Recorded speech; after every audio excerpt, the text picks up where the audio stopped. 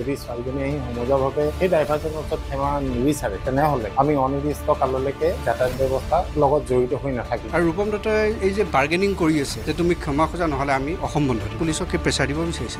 এজন উকিলে দৰ্শনা কলিতাৰ সপক্ষে আৰু ৰূপম দত্তৰ বিপক্ষে কিছু যুক্তি দাঙি ধৰিছে। হয় প্ৰিয় বন্ধু বান্ধৱীসকল, এই উকিলজনৰ সম্পূৰ্ণ কথাখিনি আপোনালোকে শুনক আৰু কিমান যুক্তিপূৰ্ণভাৱে কথাখিনি কৈছে উকিলজনে। আপোনালোকে সম্পূৰ্ণ প্ৰতিবেদনটো চাব, তেতিয়া গোটেই কাহিনীটো বুজি পাব আৰু আপোনাৰো কিছু এই সম্পৰ্কত জানিবলগীয়া কথা কৈছে উকিলজনে। প্ৰিয় বন্ধু বান্ধৱীসকল, আপোনালোকে যদি নতুনকৈ আহিছে মোৰ চেনেলটোলৈ তেনেহ'লে প্লিজ চেনেলটো ছাবস্ক্ৰাইব কৰি দিব আৰু প্ৰতিবেদনসমূহ ভাল লাগিলে লাইক কমেণ্ট শ্বেয়াৰ নকৰাকৈ নাথাকিব। তেনেহ'লে পলম নকৰোঁ, আহক প্ৰতিবেদনটোৰ মাজলৈ যাওঁ। তাই আহি মাফ খোজক, আমি ধৰি নাথাকোঁ, আৰু তাই যদি মাফ নোখোজে তেনেহ'লে তাই কোৰ্টলৈ দৌৰিব লাগিব। ভিক্টিমে কেনেকৈ ক্ষমা খুজিব লাগে, কিন্তু ছোৱালীজনীয়ে তেওঁৰ আহ্বানৰ প্ৰতি সঁহাৰি জনাইছে, ক্ষমাও খুজিছে, এতিয়া গৈ তাত খুজিব লাগিব বুলি সেই যে কণ্ডিশ্যন বান্ধি আছে। তৃতীয় পক্ষই ক্ৰিমিনেল কেছত কণ্ডিশ্যন বান্ধিব নোৱাৰে নহয়। আজাহাৰ দিয়াৰ আগতে তাই আহি যদি ক্ষমা খোজে তেনেহ'লে আমাৰ ক'বলগীয়া একো নাই। আজাহাৰ দিয়াৰ পিছত কিন্তু আমি কম্প্ৰমাইজ নকৰোঁ, তেতিয়া কিন্তু আমি মিলা মিছা নকৰোঁ। এই কথাটো মই এতিয়াও সকীয়াই দিছোঁ। ক্ষমা খুজিব লাগিব, তাৰমানে তেওঁ দুখী। তেওঁ কেনেকৈ গম পালে তেওঁ যে দুখী? কোৰ্টেতো ডিক্লেয়াৰ কৰা নাই দুখী বুলি। কোনো কোৰ্টেতো ডিক্লেয়াৰ কৰা নাই যে ছোৱালীজনী ভুল হৈছে। কোৰ্টে ডিক্লেয়াৰ কৰক যে তেওঁ ভুল হৈছে। তেওঁতো কোৰ্ট মেজিষ্ট্ৰেট নহয়, আইনেতো তেওঁক দুখী সাব্যস্তৰ কাৰণে তেওঁ কিয় ক্ষমা খুজিব লাগে? ৰূপম দত্তৰ কথা কৈছে। হয়, নমস্কাৰ, মই অভিজিত আচাৰ্য। সামাজিক মাধ্যমত যথেষ্ট চৰ্চা হৈছে, এগৰাকী যুৱতীয়ে এগৰাকী গাড়ী চালকৰ পোছাকত ধৰিছে আৰু তেওঁলোকৰ বাহন দুৰ্ঘটনাগ্ৰস্ত হৈছে। এয়া কাজিৰঙাৰ ঘটনা আৰু সকলোৱে জানে সেই ঘটনাটো। আৰু সেই ঘটনাৰ পাছতেই ট্ৰাক চালক বা গাড়ী চালকৰ যি মালিক সন্থা আছে তেওঁলোকে বাৰে বাৰে দাবী কৰিছে যে যুৱতীগৰাকীয়ে ক্ষমা খুজিব লাগে, আৰু অৱশ্যে যুৱতীগৰাকীয়েও ক্ষমা খুজিছে। আৰু যিগৰাকী চালকক আচলতে পোছাকত ধৰা হৈছিল সেইগৰাকী চালকেও কৈছে যে যুৱতীগৰাকীয়ে যি ধৰণে ক্ষমা খুজিছে সেই আমি মানি নলওঁ, আৰু মালিক চালক সন্থা বা ড্ৰাইভাৰ সন্থাই তেওঁলোকে কৈছে যে অসম বন্ধ হৈ যাব আৰু গাড়ী চলাচল বন্ধ হৈ যাব। এই সমগ্ৰ বিষয়টো আইনৰ দৃষ্টিত কি এয়া জানিবলৈ মোৰ সৈতে এই মুহূৰ্তত উপস্থিত আছে গুৱাহাটী উচ্চ ন্যায়ালয়ৰ অধিবক্তা নিকুঞ্জ দেৱশৰ্মা। শৰ্মা ডাঙৰীয়া, আপুনি সামাজিক মাধ্যমত খুব এটা সক্ৰিয়ভাৱে আপুনি লিখিছে এই সমগ্ৰ ঘটনাটোক লৈ। যিটো ঘটনা আপুনিও দেখিছে সেই ঘটনাটো ময়ো দেখিছোঁ, আৰু ইয়াতে আইনীভাৱে বা আইনৰ দৃষ্টিকোণত কি কি দেখা গৈছে, আপুনি কি দেখিছে? আপুনি দেখাৰ দৰে ময়ো দেখিছোঁ। ভিডিঅ' আটাইকেইটাই মই লক্ষ্য চকুত পৰিছে মোৰ। ইয়াৰ কথাটো হ'ল কি, এইটো এটা যান বাহন সংক্ৰান্তীয় এটা ঘটনা, কিন্তু এইটো কথা ঠিক যে এটা ঘটনা ক'ৰবাত হৈছে, গাড়ীয়ে হিট কৰিছে, প্ৰাইভেট গাড়ীত হিট কৰিছে, তেনেকৈ হিট হৈছে, আৰু তাৰ কাৰণে কোনোবা এজন ড্ৰাইভাৰৰ কিবা এটা ভুল বা শুদ্ধ মই ক'ব নাযাওঁ, তাৰ কাৰণে একপক্ষীয়ভাৱে গোটেই ড্ৰাইভাৰ সমাজটো উঠি অহা কোনো যুক্তি নাই। তেওঁলোকে কোৱা উচিত যে ঘটনা নিৰপেক্ষ তদন্ত হওক আৰু আৰক্ষীয়ে নিৰপেক্ষ তদন্ত কৰক। ইয়াৰ অৰ্থটো এইটো নহয় একপক্ষীয় সিদ্ধান্ত লৈ তুমি ছোৱালীজনীয়ে কাপোৰত ধৰিলে। বুকুত ধৰা শব্দটো তেওঁলোকেহে কৈ আছে। ছোৱালীজনী আজি এটা হঠাতে এটা ঘটনা এটা ঘটিল, ঘটনাটো ঘটাৰ লগে লগে গাড়ীৰ পৰা মানুহখিনি ওলাই আহিল, ড্ৰাইভাৰকটো কোনো মাৰপিট কৰা নাই, আৰু মাৰপিট কৰাটো অপৰাধ, তেওঁলোকে জানে অপৰাধ, মাৰপিটটো কৰাটো আমি দেখা নাই। ড্ৰাইভাৰজন যদি নতুন একমতে ড্ৰাইভাৰজন যদি পলাই যায় কিবা কাৰণত, তেতিয়াহ'লে তেওঁ 10 বছৰলৈকে জেল হ'ব পাৰে, এইটো তেওঁ এৰেষ্ট হ'ব পাৰে। আৰু এনেকুৱা এটা ঘটনা 4খন গাড়ী হিট হোৱাকৈ যিটো ঘটনা ঘটিছে, এইটোতো ড্ৰাইভাৰ পলাই যোৱা বহুত চান্স আছে, কাৰণ সেই মুহূৰ্তত হয়তো তেওঁ ভয় খাব পাৰে, সেইকাৰণে পলাই যাব পাৰে। মই কোৱা নাই যে তেওঁ ইণ্টেনশ্যনেলি পলাই, তেওঁ ভয় খাব পাৰে, পলাই যাব পাৰে, বা ড্ৰাইভাৰজন কাইলৈ আইডেণ্টিফাই নহ'বও পাৰে সেইজন ড্ৰাইভাৰে যে গাড়ীখন চলাইছিলে। গতিকে ছোৱালীজনীয়ে হয়তো তেওঁক ধৰি ৰাখিছে। ধৰি ৰখাৰ অৰ্থটো এইটো নহয় যে মাৰপিট কৰিছে বা হেৰি কৰিছে, তেওঁক ধৰি ৰাখিছে। তেওঁ বুকুত ধৰা বুলিতো আমি ক'ব নোৱাৰোঁ। তেওঁ ছোৱালীজনীয়েতো হাতত ধৰিতো ড্ৰাইভাৰজনক ৰখাব নোৱাৰে, বা কঁকালত ধৰিতো ৰখাব নোৱাৰে, তেওঁ আলাসত্ব আৰু তেওঁ ৰৈ নিদিয়ে। হয়তো তেওঁক কাপোৰত ধৰিছে, কাপোৰত ধৰিলে হয়তো ড্ৰাইভাৰজন ৰৈ যাব বা পলাবলৈ সুবিধা নাপাব। আৰু যেতিয়া আমি দেখিছোঁ ভিডিঅ'ত পুলিচ আহিছে, তেওঁ এৰি দিছে। অৰ্থাৎ এটা কথা ঠিক, যদি কিছুমান গোচৰত এনেকুৱা ধৰণৰ কিছুমান গোচৰত অপৰাধীজনে যদি অপৰাধ কৰি পলাব বিচাৰে বা অপৰাধীজনক যদি চিনাক্তকৰণ ক্ষেত্ৰত অসুবিধা পিছলৈকে হয় বুলি ভাবে তেতিয়াহ'লে প্ৰাইভেট পাৰ্চনে এৰেষ্ট কৰিব পাৰে। এইটোতো BNSত আছে, ভাৰতীয় নাগৰিক সুৰক্ষা সংহিতাত আছে। প্ৰাইভেট পাৰ্চনে মানুহ এৰেষ্ট কৰিব পাৰে, পুলিচে আহিব, পুলিচে ৰিএৰেষ্ট কৰিব। প্ৰাইভেট পাৰ্চনে মানুহ এজনক যদি কম্পাউণ্ডেবল অফেন্স হয় তেতিয়াহ'লে মানুহ এজনে ৰখাব পাৰে, মাৰপিট কৰিব নোৱাৰে কিন্তু ৰখাব পাৰে। তেওঁক ৰখাই ছোৱালীজনীয়ে যাতে ড্ৰাইভাৰজন পলাই নাযায় তাৰ কাৰণে হয়তো ৰখাইছে। আৰু তেওঁ বুকুত ধৰা বুলিতো আমি ক'ব নোৱাৰোঁ, তেওঁ চোলাতহে ধৰি থকা আমি দেখিছোঁ ভিডিঅ'টোত। গতিকে চোলাত ধৰি তেওঁক ৰখাইছে যাতে পলাই নাযায়। স্পষ্ট আইডেণ্টিফাই হৈ আছে। আৰু সেইটো কাৰণে ছোৱালীজনী কোনো মইতো ভাবোঁ যে ছোৱালীজনী তেনেকুৱা একো কৰা নাই। আৰু পুলিচে আহি পিছত তেওঁক আইনগতভাৱে তেওঁক লৈ গৈছে বা পুলিচে তদন্ত কৰি আছে। তদন্ত কৰাৰ পিছত যি পাব সেইটো দেখা যাব, ভুল কাৰ কি হয়, ৰেচিডেণ্ট নেগলিজেঞ্চ আছেনে নাই গাড়ীখনত, সেইটো পুলিচে তদন্ত কৰি গম পাব। যে কিমান স্পীডত মাৰিলে কিমানখিনি ডেমেজ হয় সেইটো পুলিচে বা MVI ৰিপৰ্টে ক'ব যে ইমানখিনি স্পীডত আহিলে গাড়ী এখন ইমানখিনি ডেমেজ হ'ব পাৰে, সেইটো MVI ৰিপৰ্টে ক'ব। পুলিচৰ যেতিয়া কেছ হ'ব MVI ৰিপৰ্ট আহিব।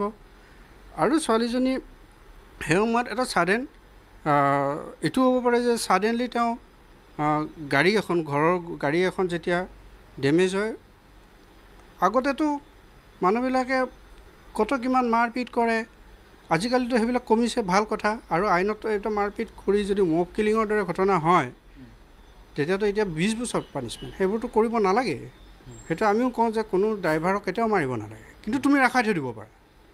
কাৰণ তুমি ৰখাই থৈ দিব পাৰা যে পুলিচ আহিব, পুলিচে আহি লৈ যাব। মাৰপিট কৰিবতো আইনত বাধা আছে।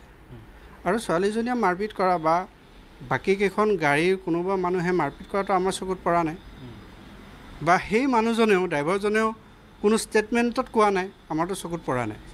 আজি 4 দিন হ'ল পৰা নাই। গতিকে এতিয়া আজি তেওঁ এটা ষ্টেটমেণ্ট দিছে, সেইটো 4 দিন পিছত। তেওঁ 4 দিন কাৰ কথা মতে তেওঁ ৰৈ আছিলে, কোনোবা ড্ৰাইভাৰ সন্থাৰ, কোনোবা মালিক সন্থাৰ নেকি, যে তেওঁ উচতাই আছে। আৰু এই যে ক্ষমা খুজিব লাগে, আইনেতো তেওঁক দোষী সাব্যস্তৰ কাৰণে তেওঁ কিয় ক্ষমা খুজিব লাগে? আপুনি ৰূপম দত্তৰ কথা কৈছে। হয়, মইতো যিটো ভিডিঅ'ত দেখিছোঁ ৰূপম দত্তই ভিডিঅ'ত কৈ থকা দেখিছোঁ যে ক্ষমা খুজিব লাগে, কিবা কৰিব লাগে। তেওঁ যে ভুল হৈছে, কোনোবা কোৰ্টে ডিক্লেয়াৰ কৰিছে নেকি ভুল হৈছে বুলি? কোনো কোৰ্টেতো ডিক্লেয়াৰ কৰা নাই যে ছোৱালীজনী ভুল হৈছে। কোৰ্টে ডিক্লেয়াৰ কৰক যে তেওঁ ভুল হৈছে। তেওঁতো কোৰ্ট মেজিষ্ট্ৰেট নহয় যে তেওঁ ভুল হ'ল বুলি তেওঁ চিধাই কৈ দিলে। ভুল কাৰ? মই ড্ৰাইভাৰজনক ভুল হোৱা বুলি এতিয়ালৈকে ক'ব পৰা নাই। ভুলটো কাৰ হৈছে? নে আগৰ গাড়ীখনে হঠাৎ ব্ৰেক মাৰি দিছে, এইখন গাড়ী ৰখাব নোৱাৰি হেৰি কৰিছে, সেইটোও হ'ব পাৰে। কি হৈছে এইটো পুলিচৰ তদন্তহে ক'ব। এতিয়া ড্ৰাইভাৰে ক্ষমা খুজিব লগীয়া নে ছোৱালীজনী ক্ষমা খুজিবলগীয়া, সেই কথাটোতো স্পষ্ট এতিয়াও নহয়। কাৰণ কোৰ্টে কাক কনভিক্ট কৰে আমিতো নাজানো। ভুল কাৰ কোৰ্টেহে ক'ব। এতিয়া তাৰ আগতে যে তুমি গৈ ক্ষমা খুজিব লাগে বুলি ক'লা, সেই কথাটো তুমি কি মেজিষ্ট্ৰেট নে জাজ নে কি? তুমিতো বিচাৰ কৰাৰ অধিকাৰ তোমাৰ হাতত নাই। আৰু এই যে এজনী ছাত্ৰীক, কম বয়সীয়া এজনী পঢ়ি থকা ছোৱালীক তুমি যে সামাজিক মাধ্যমত যে তুমি ক্ষমা খুজিবলৈ ক'লা, তেওঁ খুজিলেও, খোজাৰ পিছতো যে তুমি অসন্তুষ্ট, কাৰণ এইটোতো ছ'চিয়েল মিডিয়াৰ কেছ নহয় যে তুমি সামাজিক মাধ্যমতো খুজিবা, তেওঁৰ ওচৰত গৈও খুজিবা। যোন ভিক্টিম তেওঁহে আপোনাৰ হেৰি কৰিব, FIR দিব, ইনফৰ্মেণ্ট তেওঁহে হ'ব। এই ভিক্টিম কোন? ভিক্টিমটো ৰূপম দত্ত নহয়।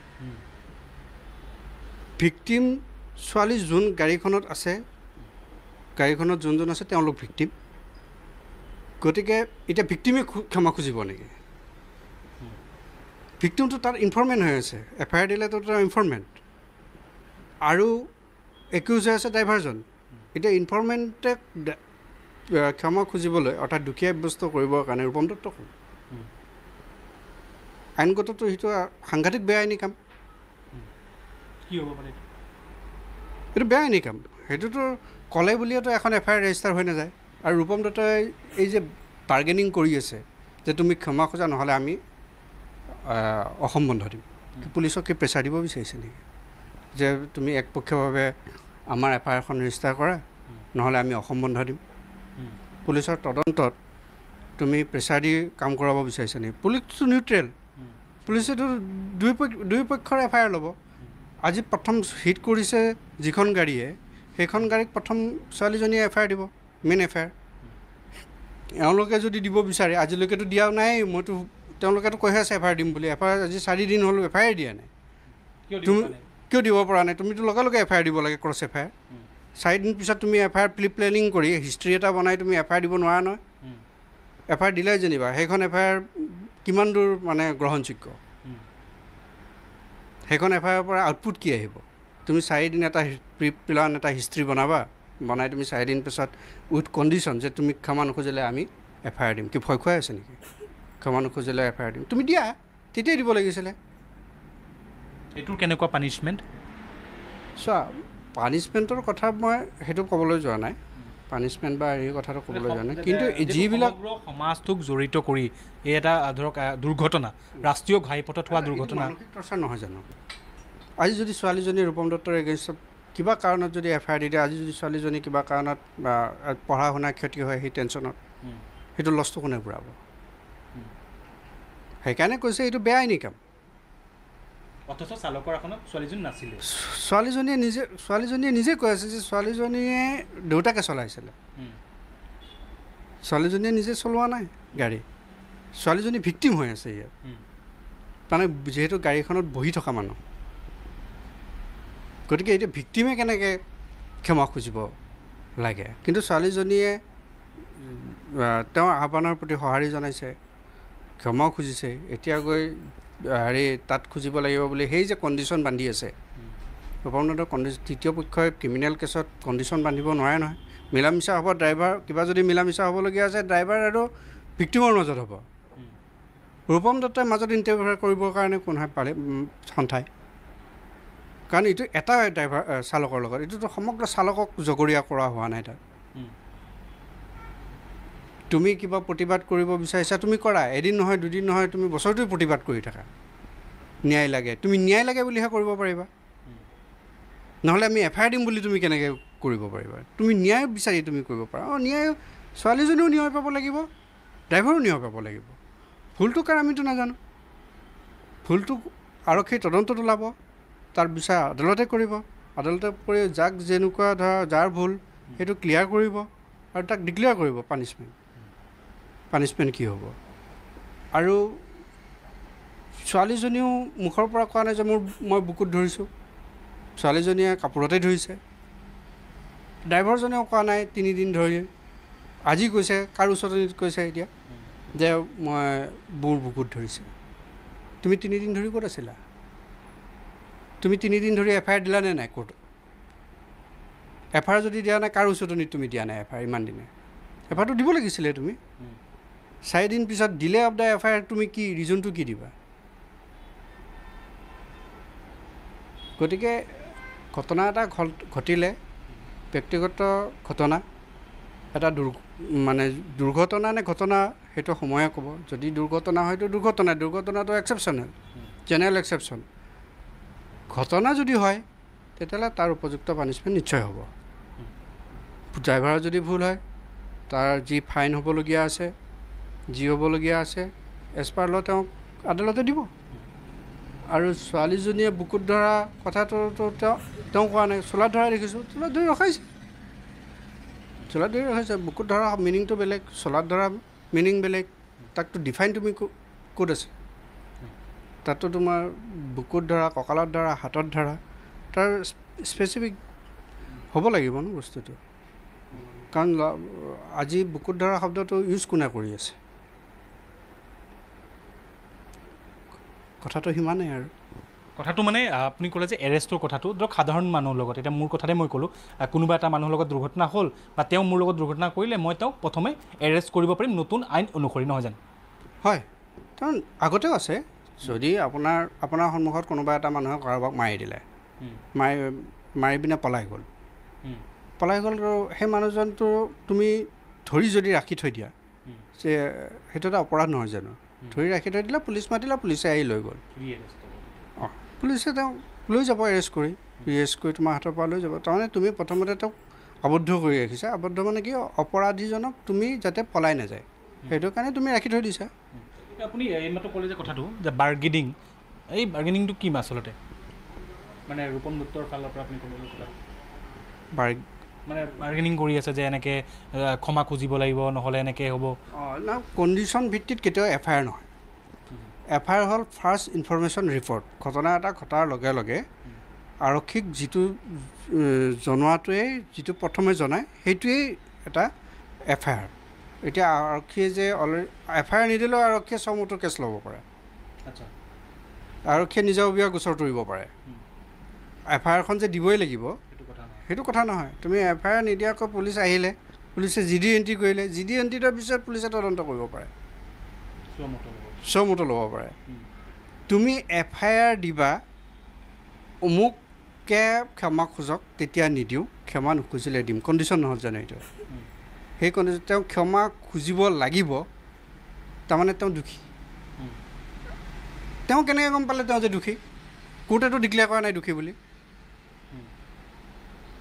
কাৰণ তেওঁ আজি বাছ মালিক সন্থাৰ সভাপতি বা কি যোনেই নহওক, তেওঁতো সেই ঠাইত প্ৰেজেণ্ট নাছিল।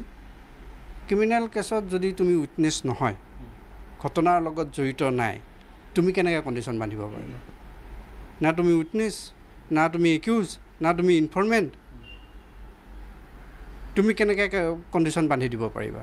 তুমিতো মানে এইটো FIRটো হ'ল আইনৰ আওতাৰ বস্তু। তুমি বাকী ন্যায় লাগে বুলি তুমি প্ৰতিবাদ কৰি ফুৰা, সেইটো গণতান্ত্ৰিক অধিকাৰ। তুমি প্ৰতিবাদ কৰা, বোলে বাছ বোলে 1 বছৰ নচলাওঁ, সেইটো তোমাৰ কথা ব্যক্তিগত। কিন্তু ব্যক্তিগত কাজিয়া এটাৰ মাজত, তুমি কাজিয়া বুলি কোৱা নাই, ঘটনা এটাৰ মাজত গোটেই চালক সমাজৰ কথা, বহুত চালক আছে। আমি দেখি আছোঁ যে কেতিয়াবা দুখন গাড়ী এক্সিডেণ্ট হয়, সাধাৰণ জনতাই ড্ৰাইভাৰজনক ভিতৰৰ পৰা উলিয়াই আনে, এক্সিডেণ্ট হৈ পৰি থাকে, সাধাৰণ জনতাই হস্পিটেললৈকে লৈ যায়। আমি নিজে দেখিছোঁ, আমি বাটে ঘাটে গৈ থাকিলে কিমান ড্ৰাইভাৰৰ এক্সিডেণ্ট হয়, বাটত পৰি থাকে, আমি নিজে গাড়ীত লৈ যাওঁ হস্পিটেললৈকে। ড্ৰাইভাৰ আৰু সাধাৰণ জনগণৰ মাজত কোনো হেৰি নাই নহয়, শত্ৰুতা নাই। তেওঁ যে অকল এজন ড্ৰাইভাৰৰ ক'ৰবাত কিবা এটা ঘটনাৰ কাৰণে গোটেই ড্ৰাইভাৰ সমাজৰ হৈ তেওঁ মাতিব পাৰিব, ভাল কামবিলাকত মাতিব, কনষ্ট্ৰাক্টিভ কামত। যদি অন্যায় হোৱা যেন পাইছে, ন্যায়ৰ কাৰণে তেওঁ মাতো। কিন্তু এই আইনৰ ভিতৰত অকণমান ৰাজহুৱাকৈ ভিডিঅ' কৰিলে ছোৱালীজনীয়ে দিব পাৰে। ছোৱালীজনীয়ে যে এই যে প্ৰেছাৰ দি আছে, আজি ছোৱালীজনীয়ে ডিফামেশ্যন কেছ কৰিব পাৰে তেওঁৰ ওপৰত। তেওঁকতো অপমান কৰি আছে ন, আৰু মানসিক হাৰাশাস্তি কৰি আছে সাংঘাতিকভাৱে। আজি ৰূপম দত্তৰ এগেইনষ্টত যদি মইতো শুনামতে, মই যিমানখিনি গম পাইছোঁ যে ছোৱালীজনীয়ে মানসিকভাৱে ভাগি পৰিছে।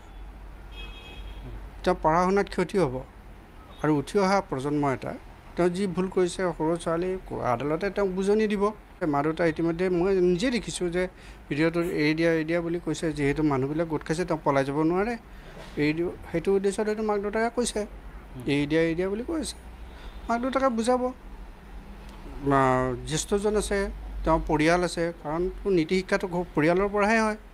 তুমি আৰু ক'ৰবাত নেতা হ'লা বুলি, ক'ৰবাত সংগঠনৰ দায়িত্ব ল'লা বুলি তুমি নৈতিক শিক্ষা তুমি দি ফুৰিব নোৱাৰা নহয়।